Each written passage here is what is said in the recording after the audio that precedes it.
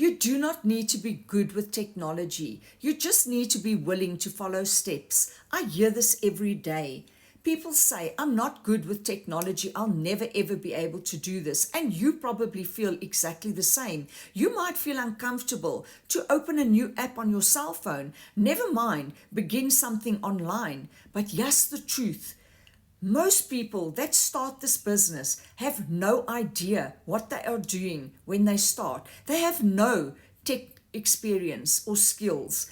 They just follow instructions step by step. This is not a talent, it's just repetition and guidance.